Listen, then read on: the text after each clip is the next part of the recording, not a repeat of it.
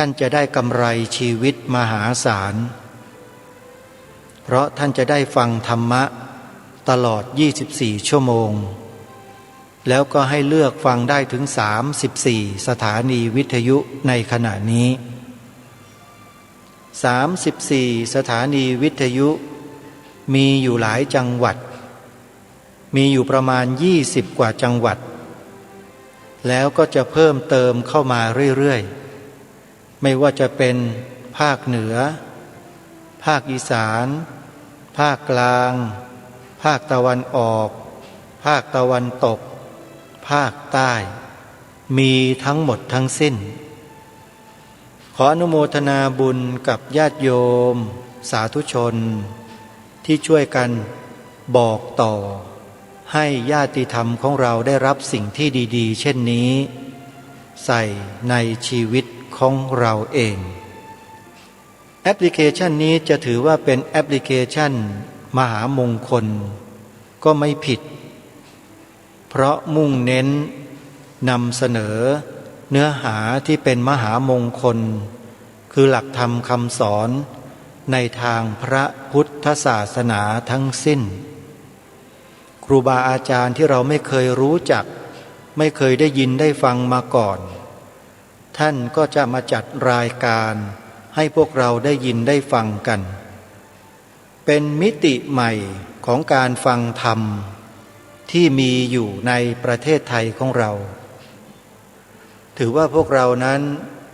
ที่เกิดแล้วยังมีชีวิตอยู่ในยุคนี้เนี่ยเป็นผู้ที่มีความโชคดีมากกว่าบรรพชนของเรามากมายเหลือเกินที่มีเทคโนโลยีสมัยใหม่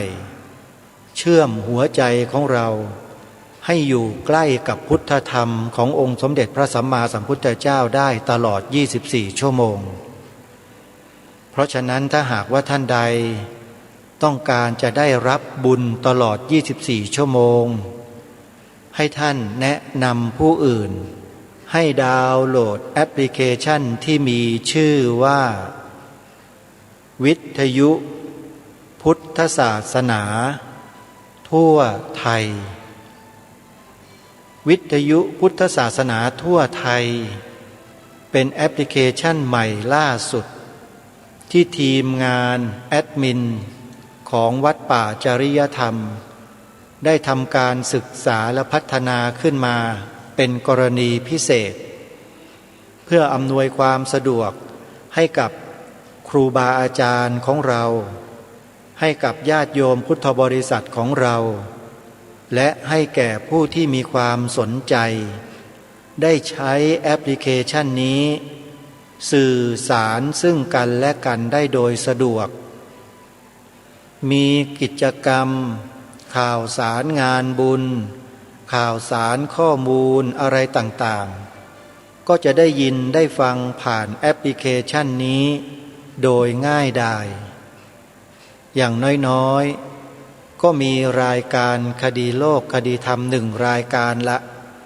ที่จัดรายการสดทุกวันมีข่าวคราวอะไรที่จะแจ้งให้ทราบก็จะแจ้งผ่านรายการคดีโลกคดีธรรมรายการนี้เป็นปกติอย่างวันนี้ที่จะนำข่าวสารข้อมูลมาแจ้งให้กับพุทธบริษัทของเราได้รับทราบร่วมกันเกี่ยวกับการทำงานสถานีวิทยุของครูบาอาจารย์ของเราซึ่งบัดนี้ทางกสทช.ซึ่งเป็นหน่วยงานของรัฐกำกับดูแลสถานีวิทยุสถานีโทรทัศน์ที่ออกอากาศอยู่ทั่วประเทศให้อยู่ในกฎระเบียบที่ออกมาในครั้งนี้กสทช.ได้ทำหนังสือเวียนไปยังผู้อำนวยการสถานีวิทยุพระพุทธศาสนาทั่วประเทศซึ่งก็ได้รับหนังสือกันไปทั้งหมดทั้งสิ้นแล้วแต่ปัญหาก็เกิดขึ้นก็คือว่าผู้อำนวยการสถานีวิทยุบางท่านยังเกิดความสับสนอยู่ยังไม่รู้ว่าจะต้องปฏิบัติอย่างไรกับหนังสือหรือจดหมายที่กสทช. ได้เวียนมาถึงตั้งหลักไม่ถูกไม่รู้จะทำอย่างไรบางทีก็ไปได้ยินได้ฟังผู้อื่นบอกข้อมูลมาในลักษณะน่ากลัวไม่ควรที่จะดำเนินการอย่างนั้นอย่างนี้ก็เลยไม่ทำอะไรสักอย่างหนึ่งเลยเพราะกลัวว่ากำลังส่งจะลดจาก500 วัตต์เหลือ50 วัตต์กลัวอยู่แค่นี้เองก็เลยไม่ทำอะไรปล่อยให้เวลาล่วงเลยไปจนเกือบจะหมดเวลาที่เขากำหนดไว้ในวันที่2 กุมภาพันธ์นี้ทางส่วนกลางก็เลยจัดประชุมกันโดยคณะกรรมการคณะทำงานบริหารสถานีวิทยุพระพุทธศาสนาแห่งชาติทั่วประเทศโดยมีท่านพระครูสุรัตน์เป็นเลขาธิการท่านพระมหาดร.ปราโมทย์ประโมทโยเป็นคณะทำงานและก็มีกองงานเข้าร่วมประชุมกันหนึ่งในนั้นก็มีชื่ออาตมาภาพเนี่ยอยู่ที่นั่นด้วยแต่เนื่องจากติดภารกิจสำคัญก็เลยลาประชุมแต่ก็ไม่ได้หมายความว่าไม่รู้ข้อมูลอะไรเมื่อประชุมกันเสร็จอาตมาภาพก็นำเอาข้อมูลที่ประชุมนั้นมาทำการศึกษาเพิ่มเติมแล้วก็สอบถามไปยังผู้ที่เกี่ยวข้องที่ประชุมร่วมกันว่ามีมติกันอย่างไรวันนี้ก็เลยถือโอกาสจะนำมติในที่ประชุมนั้นเนี่ยมาแจ้งมาบอกกับครูบาอาจารย์ของเราที่พลาดโอกาสที่ไม่ได้เข้าร่วมประชุมในครั้งนี้ให้ได้รับทราบร่วมกันแต่ก่อนอื่นก็ต้องขอแจ้งบอกกับผู้อำนวยการสถานีวิทยุต่างๆเป็นเบื้องต้นไว้ก่อนว่าการประชุมครั้งนี้ในที่ประชุมมีมติเป็นเอกฉันท์ร่วมกันว่าให้สถานีวิทยุพระพุทธศาสนาแห่งชาติทั่วประเทศที่อยู่ในกำกับมหาเถรสมาคมก็ดีที่ไม่ได้อยู่ในกำกับของมหาเถรสมาคมก็ดีให้ท่านนั้นรีบดำเนินการเข้าไปขึ้นทะเบียนเพื่อขอจัดตั้งสถานีวิทยุเพื่อรักษาคลื่นวิทยุของท่านเนี่ยเอาไว้โดยไม่ต้องไปคำนึงถึงเรื่องกำลังส่งที่ประชุมยืนยันว่าต้องขอทุกสถานีถ้าหากท่านไม่ขอไว้ท่านจะสูญเสียสิทธิ์ไปตลอดชาติแล้วไม่มีสิทธิ์ที่จะได้ดำเนินการหรือกิจการวิทยุกระจายเสียงเต็มรูปแบบอีกถ้าพลาดครั้งนี้แล้วก็ต้องรอไปอีกไม่รู้กี่ปีกว่าท่านจะได้อนุญาตที่ผ่านมานั้นเป็นการออกใบอนุญาตทดลองออกอากาศเท่านั้นซึ่งณขณะนี้เนี่ยเวลาใกล้จะครบแล้วซึ่งจะไปครบในเวลาปีพระพุทธศักราช 2566 หรือ 67 นี่แหละถ้าจำไม่ผิดอีก 2-3 ปีก็จะหมดแล้ววาระของการทดลองออกอากาศตามแผนแม่บทที่กสทช.ได้วางหลักเกณฑ์เอาไว้เมื่อครบกำหนดการทดลองออกอากาศแล้วทางกสทช.ก็จะออกระเบียบให้สถานีวิทยุทั้งหลายเหล่านั้นเนี่ยจัดระเบียบใหม่ทั้งหมดให้ดำเนินการทำเอกสารข้อมูลต่างๆตามข้อกำหนดเพื่อยื่นขอจัดตั้งสถานีวิทยุอย่างเป็นทางการซึ่งถือว่าครั้งนี้เนี่ยเป็นการขอให้จัดตั้งสถานีวิทยุอย่างถาวรตลอดไปโดยไม่ใช่เป็นการทดลองออกอากาศอีกแล้วแต่เป็นการออกกระจายเสียงจริงๆเหมือนกับคลื่นหลักๆทั้งหลายทั้งปวงแล้วแต่เผอิญว่าในระหว่างทางซึ่งยังไม่ครบกำหนดที่กสทช.ได้จัดทำแผนแม่บทไว้ก็มีกลุ่มภาคีเครือข่ายวิทยุในหลายๆจังหวัดไปยื่นร้องต่อศาลปกครองกลางเพื่อขอให้กสทช.นั้นเร่งดำเนินการออกระเบียบเ พื่อสั่งการให้สถานีวิทยุต่างๆนั้นทำเรื่องเพื่อที่จะเปิดโอกาสให้สถานีวิทยุเหล่านั้นเป็นสถานีหลัก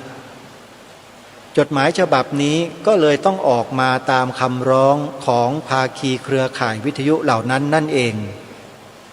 เพราะฉะนั้นสถานีวิทยุของเราโดยเฉพาะครูบาอาจารย์ของเราที่ยังไม่เข้าใจถึงสถานการณ์ตรงนี้ก็เลยขอแจ้งบอกในเบื้องต้นว่ากสทช.เนี่ยเขาไม่ได้ดำเนินการตามลำดับที่ได้กำหนดไว้แต่ถูกบีบบังคับโดยคำสั่งศาลปกครองกลางเพื่อเปิดโอกาสให้สถานีวิทยุต่างๆนั้นยื่นเรื่องขอจัดตั้งสถานีวิทยุเป็นของตนเองทีนี้ทางกสทช.ก็ไปเขียนกำลังส่งว่าเหลือ50 วัตต์พวกเราก็ตกอกตกใจกันอะไรกันที่ผ่านมาเนี่ยลดเหลือ500ยังไม่พอยังจะมาลดเหลืออีก50 วัตต์แล้วอย่างนี้ไม่เอาไม่ขอไม่เอาแบบเดิมนี่เขาเรียกว่าไม่เข้าใจข้อกฎหมายไม่เข้าใจตัวแผนแม่บทในที่ประชุมส่วนกลางมีมติประชุมกันทุกสิ่งทุกอย่างสอบถามทั้งหน่วยงานของรัฐทั้งกสทช.ทั้งสำนักงานพุทธศาสนาแห่งชาติทั้งผู้ที่เกี่ยวข้องทั้งหมดสรุปก็คือว่าตามที่ได้กล่าวมาเมื่อสักครู่นี้นี่แหละเหตุมันเกิดเพราะมีกลุ่มภาคีเครือข่ายวิทยุทั่วประเทศไปร้องต่อศาลปกครองกลางเพื่อจะเอาผิดกสทช.ที่มายืดเวลาอยู่นี่แหละไม่ยอมให้สถานีวิทยุที่ทดลองออกอากาศมานานแสนนานแล้วเนี่ยได้ขึ้นเป็นเจ้าของคลื่นเจ้าของสถานีหลักๆเป็นตัวของตัวเองสักทีโดยใช้ข้อกล่าวหามาตรา157จะเล่นงานกสทช.ก็เลยต้องเก้าอี้ร้อนอยู่ไม่ได้เลยต้องทำหนังสือเวียนมาที่สถานีวิทยุของครูบาอาจารย์ดังที่ทราบอยู่นั่นแหละทีนี้สรุปง่ายๆก็คือว่าทุกสถานีวิทยุพระสงฆ์เรานะฮะทั้งที่ไม่ได้ออกอากาศและทั้งที่ออกอากาศอยู่ปกตินะครับตรงนี้กำหนดจดจำไว้เลยนะครับว่าต้องขึ้นทะเบียนกับกสทช.ด่วนที่สุดขอยืนยันนะครับว่าต้องด่วนที่สุดเพราะมันจะหมดเวลาแล้วให้ยื่นเอกสารหลักฐานข้อมูลตามระเบียบที่กสทช.กำหนดเพื่อขอตั้งสถานีวิทยุคลื่นดังกล่าวที่ท่านทำอยู่นี่แหละคลื่นเดิมๆเนี่ยแหละฮะที่ทดลองออกอากาศอยู่เนี่ยท่านไม่ต้องไปเปลี่ยนคลื่นนะฮะใช้คลื่นที่เราใช้อยู่นี่แหละครับขอซ้อนไปเลยซ้อนไปกับการขออนุญาตทดลองออกอากาศอันนั้นส่วนหนึ่งทำไปแต่ส่วนใหม่นี้ก็ต้องทำย้ำให้ชัดๆนะครับให้รวบรวมเอกสารข้อมูลตามข้อกำหนดของกสทช.แล้วขึ้นทะเบียนออนไลน์กับกสทช.ได้เลยมีตัวอย่างเอกสารข้อมูลต่างๆนั้นอยู่ในไลน์กลุ่มวิทยุมส.นะครับถ้าใครอยู่ในกลุ่มวิทยุมส.แล้วรู้จักครูบาอาจารย์ของเราที่จัดตั้งสถานีวิทยุอยู่ทั่วประเทศช่วยแจ้งบอกข้อมูลรายละเอียดกันให้ด้วยเพราะนี่คือสิ่งที่สำคัญมากๆสื่อวิทยุนั้นถือว่าเป็นกระบอกเสียงเป็นกำลังสำคัญให้กับพวกเราชาวพุทธโดยมีพระสงฆ์เรานี่แหละเป็นผู้ริเริ่มและจัดตั้งสถานีวิทยุกระจายเสียงธรรมะเหล่านี้ขึ้นมาเพื่อจะกระจายธรรมะนำธรรมะเปิดออกอากาศให้พุทธบริษัทของเราโดยทั่วไปทั้งแผ่นดินเนี่ยได้ศึกษาเรียนรู้ผ่านสถานีวิทยุเหล่านั้นมาโดยลำดับ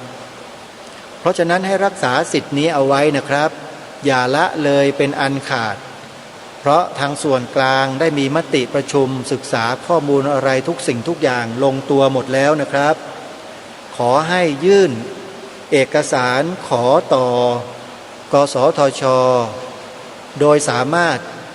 ขึ้นทะเบียนออนไลน์ทางกสทช.ได้ส่ง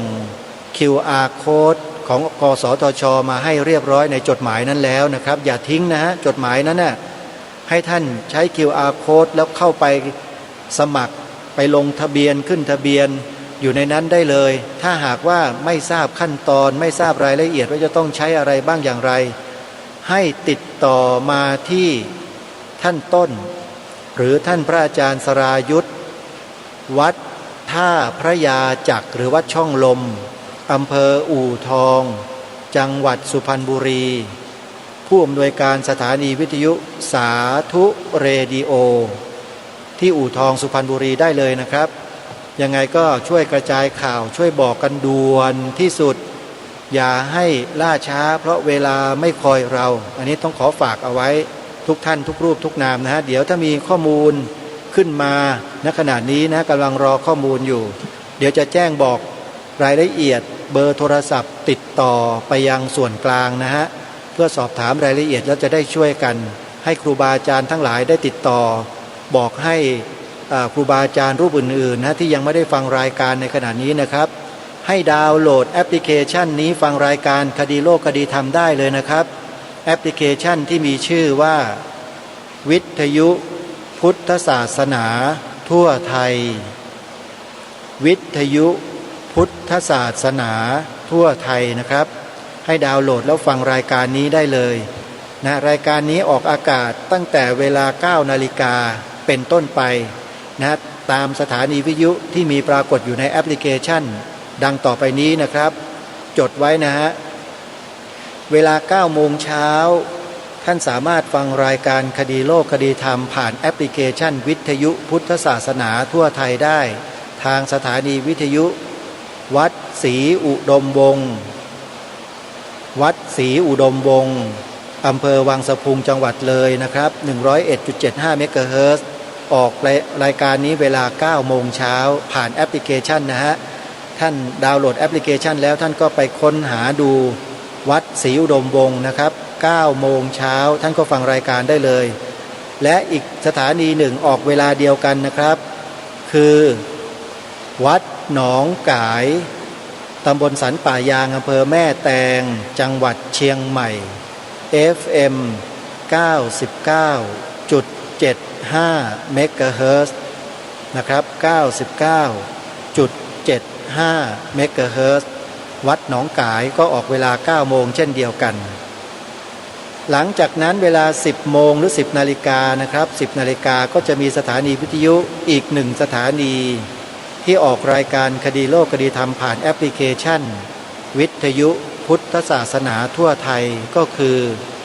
วัดป่าจริยธรรมตำบลนาดอกคำอำเภอนาด้วงจังหวัดเลยคลื่น FM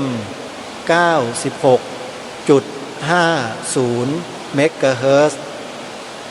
FM 96.50 เมกะเฮิรตซ์นะครับ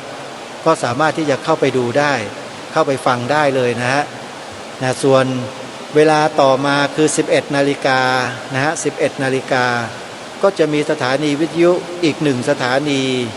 ออกรายการคดีโลกคดีธรรมผ่านแอปพลิเคชันวิทยุพุทธศาสนาทั่วไทยคือวัดฝายหินวัดฝายหินตำบลสุเทพอำเภอเมืองจังหวัดเชียงใหม่คลื่น FM 104.50 เมกะเฮิรตซ์นะท่านสามารถเปิดฟังในเวลา 11 นาฬิกาได้เลยนะครับและหลังจากนั้นเวลา 13 นาฬิกาบ่ายโมงตรงก็จะมีสถานีวิทยุอีก1สถานีออกรายการคดีโลกคดีธรรมผ่านแอปพลิเคชันนี้คือสถานีวิทยุวัดบ้านปลาคูนอยู่ที่ตำบลท่าหาดยาวอำเภอโพนทรายจังหวัด101คลื่น FM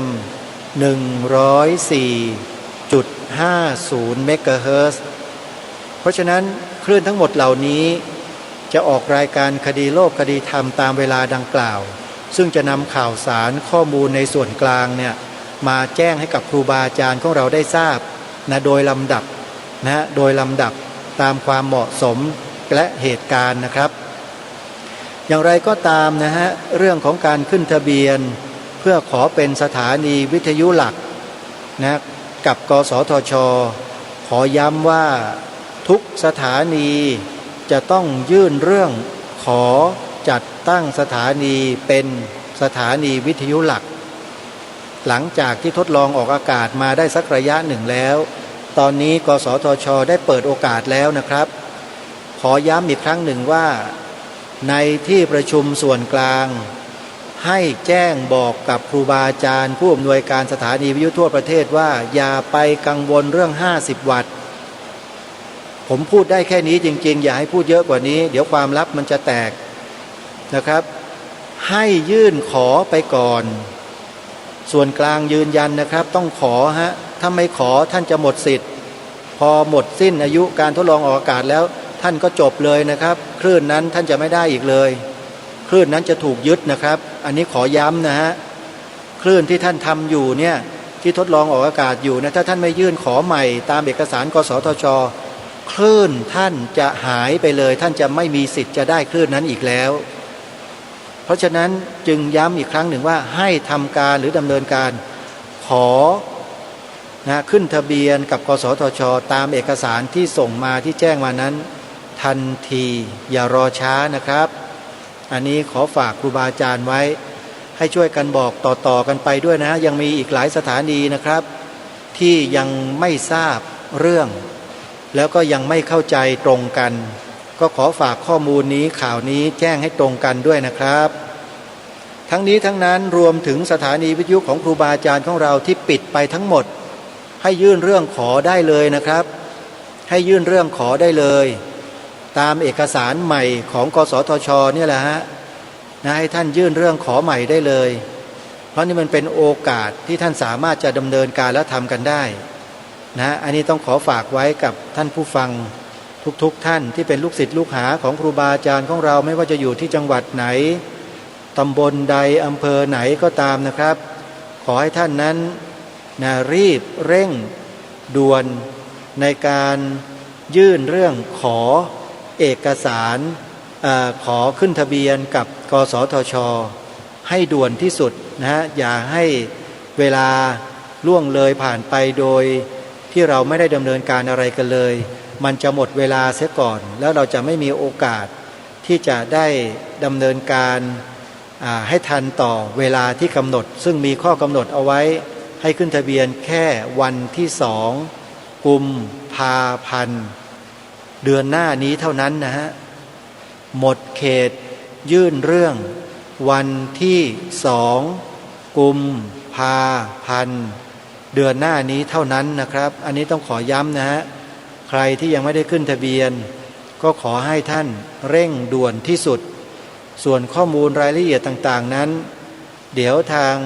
รายการคดีโลกคดีธรรมจะได้ประกาศแจ้งให้กับทุกท่านได้ทราบว่าให้ติดต่อที่ไหนกับใครอย่างไรในเบื้องต้นนี้ที่ทราบข้อมูลก็คือว่าที่ประชุมได้มอบหมายให้ท่านพระอาจารย์สรายุทธสิริสาโรผู้อำนวยการสถานีวิทยุพระพุทธศาสนา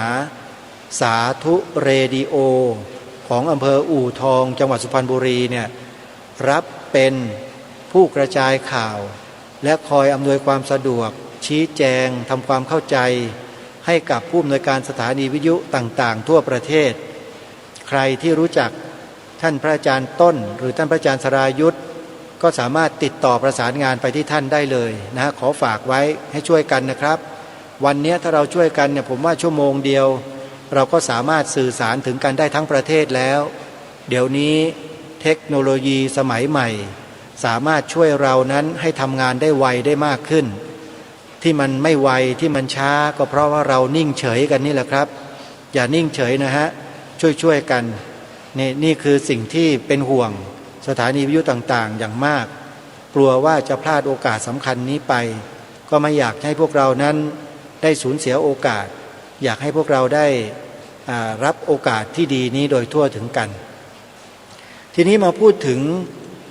ข้อสงสัยของบรรดาท่านผู้ฟังหลายๆท่านอาจจะมีข้อสงสัยว่าพระสงฆ์ในประเทศไทยเราเนี่ยทำไมจึงต้องมาจัดตั้งจัดทำสถานีวิทยุกันเพื่ออะไรแล้วที่ทำมาอยู่เนี่ยยังไม่เพียงพอหรืออย่างไร แล้วทำไมต้องดิ้นรนต้องขวนขวายต้องมาประกาศต้องมาบอกกันให้ขึ้นทะเบียนอย่างนั้นอย่างนี้อาตมาภาพในฐานะที่เป็นผู้ประกาศเป็นนักจัดรายการวิทยุเป็นนักจัดรายการโทรทัศน์ซึ่งมีอายุการทำงานมากกว่า10 ปีขึ้นมาแล้วเนี่ยโยมขอบอกกับทุกท่านว่าที่พระสงฆ์ท่านจัดตั้งสถานีวิทยุก็ดีสถานีโทรทัศน์ก็ดีเนี่ย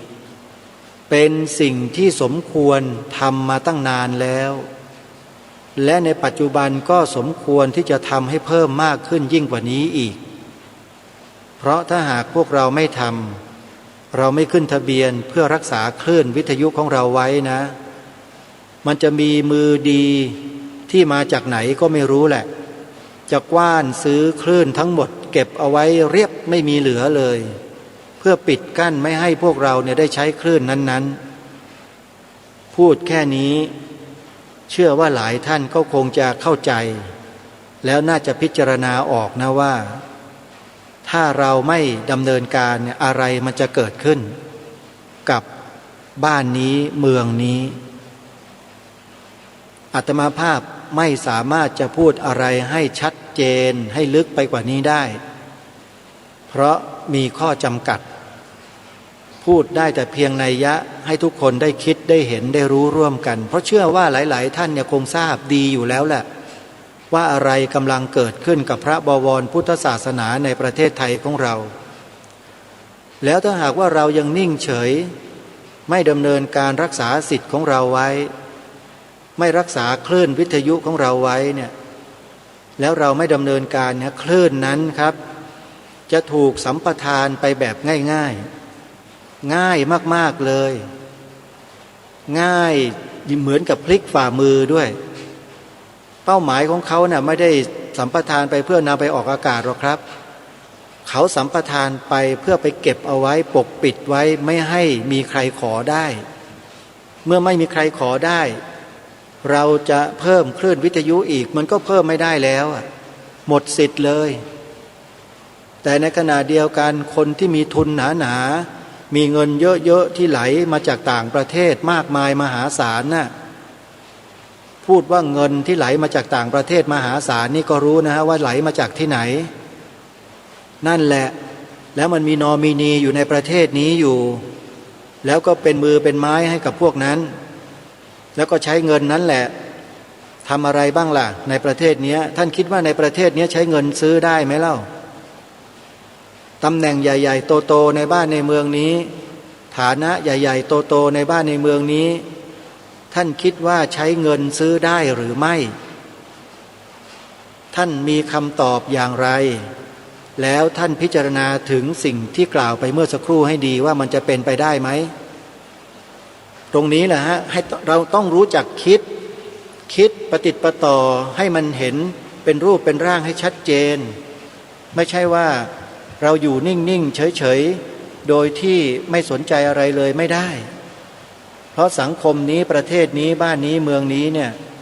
มันมีอะไรที่ไม่ปกติอยู่หลายประการแต่พวกเราจะเชื่อกันหรือเปล่าเท่านั้นเองจะมีความเข้าใจด้วยความบริสุทธิ์ใจกันหรือเปล่าเท่านั้นเองอันนี้เป็นสิ่งที่น่าเป็นห่วงสำหรับพวกเราชาวพุทธในประเทศนี้บางทีพวกเราก็ไปรับข้อมูลข่าวสารจากที่อื่นเสียมากจนเกินไปมากเสียจนเราเองไม่รับข้อมูลพวกเดียวกันเลย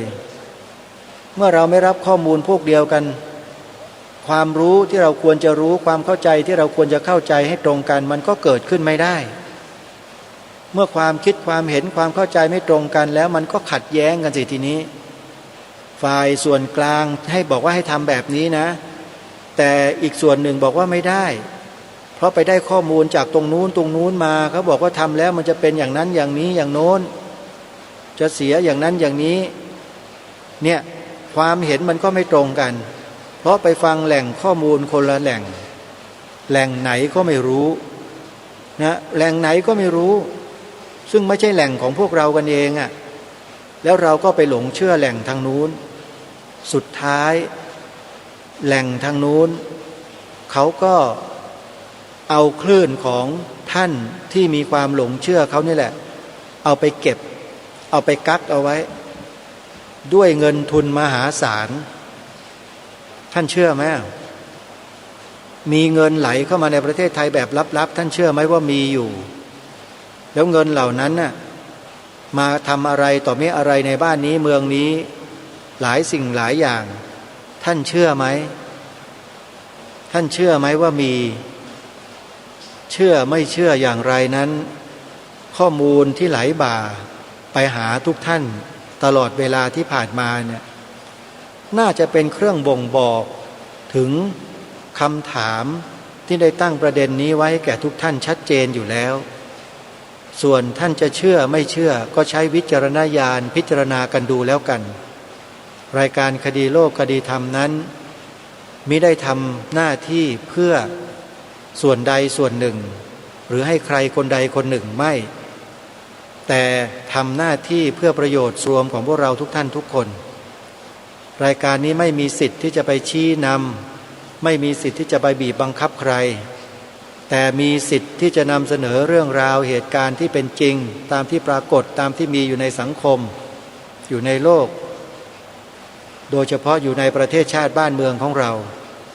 เป็นหน้าที่ที่รายการนี้จะต้องนำมาให้ทุกท่านได้สดับรับฟังศึกษาเรียนรู้ทำความเข้าใจ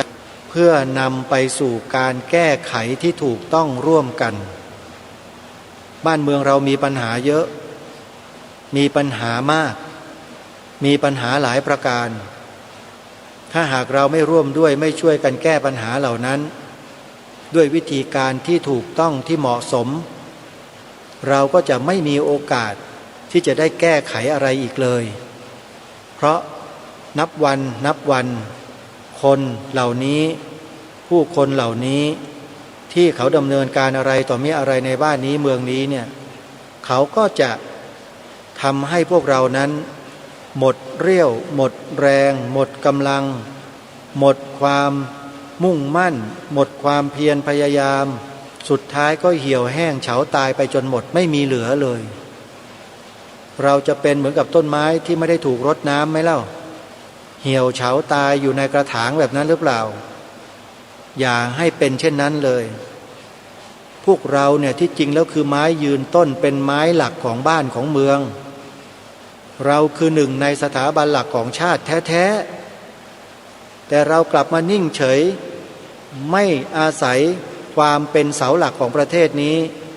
มาทำหน้าที่ให้สมกับเกียรติให้สมกับศักดิ์ศรีของความเป็นเสาหลักของประเทศเลยอันนี้มันไม่น่าที่จะเกิดขึ้นกับพวกเราชาวพุทธในประเทศไทยเลยด้วยซ้ำไปเพราะฉะนั้นฝากนะฮะอีกครั้งหนึ่งเป็นการส่งท้ายรายการในวันนี้ว่าผู้อำนวยการสถานีวิทยุพระพุทธศาสนาทั่วประเทศทางส่วนกลางได้มีมติจากที่ประชุมเมื่อวันที่25นี้ชัดเจนนะว่าให้ทุกสถานีทำการขึ้นทะเบียนออนไลน์ขอเป็นคลื่นหลักให้กับสถานีวิทยุของตนเองแก่กสทช.ขึ้นทะเบียนกับกสทช.นะฮะขึ้นใหม่เลยของเก่าก็ขอรักษาสิทธิ์ทดลองออกอากาศไปอย่างนั้นนะเพราะมันมีอายุอยู่อีก 2-3 ปีนู่นน่ะก็ต้องยื่นไปเรื่อยๆทุกปีตรงนี้ก็ต้องสมัครขึ้นทะเบียนใหม่ทั้งหมดใครไม่มีข้อมูลใครไม่ทราบว่าจะต้องดำเนินการอย่างไรจดเบอร์โทรศัพท์นี้ไว้ฮะเบอร์โทรศัพท์ขึ้นมาแล้ว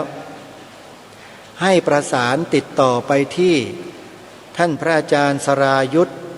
สิริสาโรวัดท่าพระยาจักรอำเภออู่ทองจังหวัดสุพรรณบุรีหมายเลขโทรศัพท์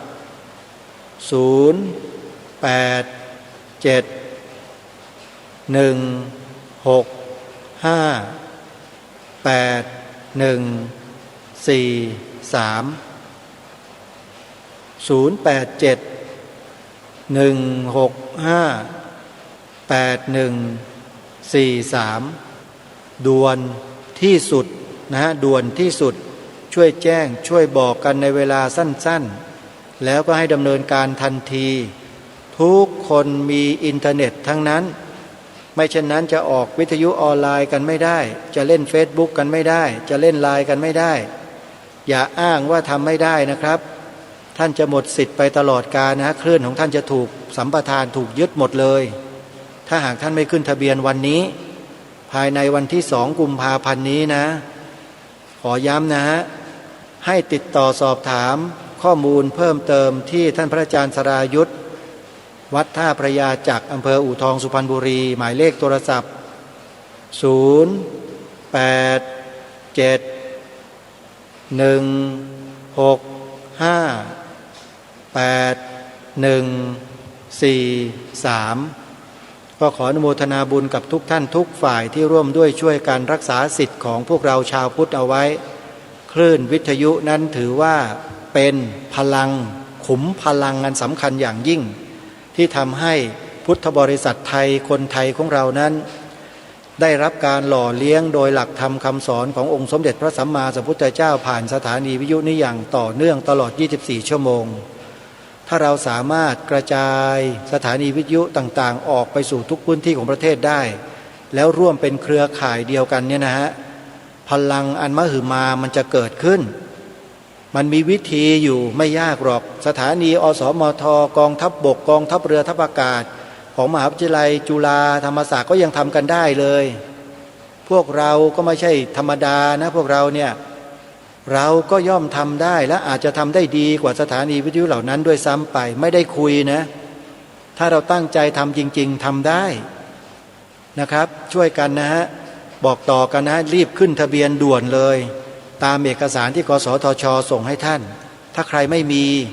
ก็ขอสำเนาจากสถานีวิทยุใกล้เคียงที่ได้รับเอกสารนั้นมาขึ้นทะเบียนได้เลยนะฮะขอย้ำว่าสถานีวิทยุที่ถูกปิดไปแล้วก็สามารถที่จะขอใหม่ได้นะครับโดยใช้คลื่นเดิมนั่นแหละถ้าหากว่าคลื่นนั้นยังไม่มีใครขายไปก่อนหรือยังไม่มีใครมาซื้อไปก็ยังสามารถใช้คลื่นเดิมได้นะดำเนินการเลยนะครับด่วนเลยใครสงสัยประการใดก็สอบถามไปที่พระอาจารย์สรายุทธนะฮะท่านต้นหมายเลขโทรศัพท์อีกครั้งหนึ่งนะครับบางท่านยังจดไม่ทันนะหมายเลขโทรศัพท์0 8 7 1 6 5 8 1 4 3แล้วก็ดึงกันเข้ากลุ่มวิทยุมส.นะฮะกลุ่มวิทยุมส.เข้าไปในนั้นเลยครับจะมีข้อมูลข่าวสารจากส่วนกลางส่งให้แบบด่วนๆแบบเร็วๆแล้วท่านก็ได้รับและได้อ่านทันทีอันนี้คือช่องทางของการติดต่อสื่อสารระหว่างผู้อำนวยการสถานีวิทยุทั่วประเทศนะครับใช้ไลน์ชื่อว่าวิทยุมส.ซึ่งเป็นไลน์กลุ่มของสถานีวิทยุทั่วประเทศซึ่งเป็นสถานีวิทยุศาสนานะฮะก็ขอสงวนสิทธิ์ไว้นิดนึงใครที่เป็นฆราวาสอย่าไปดึงเข้ามามากนะพระสงฆ์พระคุณเจ้าที่เป็นผอ.วิทยุเท่านั้นนะครับสงวนสิทธิ์ไว้เฉพาะผอ.สถานีวิทยุเท่านั้นพยายามอย่าไปดึงใครที่ไม่เกี่ยวข้องเนี่ยเข้ามาในกลุ่มเดี๋ยวผมจะลบทิ้งเองอันนี้ขอเตือนขอบอกกันก่อนนะถ้าเกี่ยวข้องเป็นกรรมการหรืออะไรได้ไม่มีปัญหาแต่ถ้าเป็นคนอื่นๆที่จะเที่ยวมาส่งดอกไม้เช้าๆส่งกาแฟตอนเย็นส่งอะไรไม่ต้องเอามานะฮะแล้วก็ส่งข่าวสารอื่นๆไม่จำเป็นอันนี้คือของคณะสงฆ์ขออภัยญาติโยมด้วยนะฮะให้ญาติโยมพยายามอดทนแล้วก็คอยติดตามข้อมูลจากครูบาอาจารย์ของเราไม่ต้องเข้ามาอยู่ในกลุ่มกันนะโยมนะอันนี้ต้องขอไว้เลยเพราะนี่คือกลุ่มงานสำคัญในด้านสื่อสารมวลชนของพระพุทธศาสนาทั่วไทยก็ขอฝากให้ทุกท่านได้ช่วยกันเวลาของรายการก็ใกล้จะหมดลงแล้วท่านสาธุชนมาสู่ช่วงท้ายของรายการนี้ก็ขอฝากข่าวประชาสัมพันธ์เชิญชวนญาติโยมพุทธบริษัทสาธุชนทุกท่านที่เป็นแฟนรายการคดีโลกคดีธรรมได้ถือโอกาสนี้ร่วมทำบุญสร้างถนนทางเข้าให้กับสวนป่าสามัคคีธรรมที่อาตมาภาพไปดำเนินการปลูกป่าเพื่อจะทำเป็นสำนักปฏิบัติธรรมในอนาคตข้างหน้าให้แล้วเสร็จในงานนี้นอกจากจะสร้างถนนความยาวประมาณ100 เมตรแล้วยังจะต้องปรับปรุงหน้าถนนทั้งหมดโดยใช้หินคลุกเข้ามาบดอัดให้เป็นถนนที่มีคุณภาพที่ดีขึ้น ไม่เลอะเฉอะแฉะในเวลาหน้าฝนซึ่งรถเข้ารถออกก็ลำบากนะใครที่สนใจจะร่วมเป็นสะพานบุญก็ดีหรือจะร่วมทำบุญสร้างถนนทางเข้าครั้งนี้ก็ดีให้ท่านสามารถโอนปัจจัยเข้ามาร่วมทำบุญได้ที่ธนาคารไทยพาณิชย์สาขาบางลำพูเลขบัญชี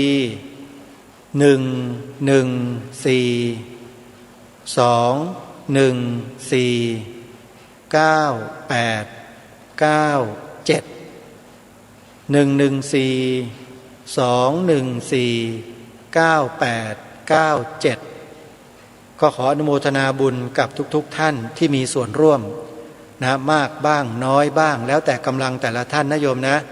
งบประมาณที่คิดว่าจะน่าจะใช้ในครั้งนี้เนี่ยอยู่ที่ประมาณเกือบ 500,000 บาทเกือบ500,000 บาทเราจะได้ถนนใหม่1เส้นความยาว100 เมตรจะต้องถมดินสูงแล้วก็กว้าง9 เมตรสูงประมาณ1เมตร50 เซนถึง2 เมตรนะฮะเพราะว่าอยู่ในท้องนาจะต้องถมสูงหน่อยก็ใช้งบเยอะอยู่แล้วจากนั้นก็จะซื้อหินคลุกมาโรยหน้าแล้วก็ใช้รถบดอัดไปตลอดทั้งเส้นความยาวประมาณ300 เมตรนะ300 เมตรใช้งบประมาณก็เกือบ500,000 บาทใครจะร่วมบุญก็ขอเชิญได้โทรศัพท์สอบถามรายละเอียดที่อาตมภาพหรือกระผมได้โดยตรงที่หมายเลขโทรศัพท์0946626935ถ้าหากใครต้องการจะชมพื้นที่ทางอากาศให้ท่านเข้าไปใน Google Map เข้าไปใน Google Map นะแผนที่อิเล็กทรอนิกส์แล้วให้พิมพ์ชื่อนี้ลงไปพิมพ์ชื่อว่าสวนป่าสามัคคีธรรมชื่อสวนป่าสามัคคีธรรมแล้วก็แตะเลือกเป็นดาวเทียมนะเป็นดาวเทียมแล้วก็ขยายดูจะเห็นภาพสดร้อนที่ดาวเทียมถ่ายเอาไว้จะเห็นภาพเลยว่าพื้นที่เป็นอย่างไรแบบไหนนะนั่นแหละคือสวนป่าสามัคคีธรรมก็ขอฝากสาธุชนได้ช่วยกันสนับสนุนนะโยมนะอาตมาภาพและครูบาอาจารย์ของเราทั้งหลายทั้งปวงที่ทำงานอยู่เนี่ยโยมไม่ว่าจะเป็นผู้อำนวยการสถานีวิทยุเป็นเจ้าอาวาสรองเจ้าอาวาสผู้ช่วยเจ้าอาวาสพระสงฆ์สามเณรน้อยทำงานทุกท่านทุกรูปทุกนามเลยโยมถ้ารู้จักมักคุ้นหรือได้ยินข่าวสารจากที่ไหนอย่างไรถ้ามีกำลังโยมช่วยท่านเถอะนะพระสงฆ์สามเณรก็คือลูกหลานเรานั่นแหละสละชีวิตเพศคฤหัสถ์สนุกสนานฮาเฮตีหัวหมาด่าแม่เจ๊กขี้เมานะหมาเลียปากอะไรต่างๆขออภัยที่ใช้ภาษาบ้านๆนะโยมมาบวชมาเรียนจนกระทั่งได้ดิบได้ดีทำงานจันลงพระศาสนาอยู่เนี่ยถ้าโยมไม่ช่วยกันส่งเสริมสนับสนุนศาสนานี้ก็คงจะอยู่กันลำบากนะโยมนะยังไงก็ฝากพระสงฆ์สามเณรให้ญาติโยมช่วยดูแลกันด้วยนะใครสนใจจะร่วมทำบุญก็เชิญนะโยมวัดไหนใกล้อย่างไรก็ทำกันได้เอาละท่านสาธุชนใช้เวลามาพอสมควรแล้ววันนี้ก็ถือโอกาสมาพูดเรื่องสถานีวิทยุมาพูดถึงเรื่องการประชุมที่ส่วนกลางเพื่อจะบอกแจ้งข่าวบอกมติที่ประชุมให้กับผู้อำนวยการสถานีวิทยุพระพุทธศาสนาแห่งชาติก็ดี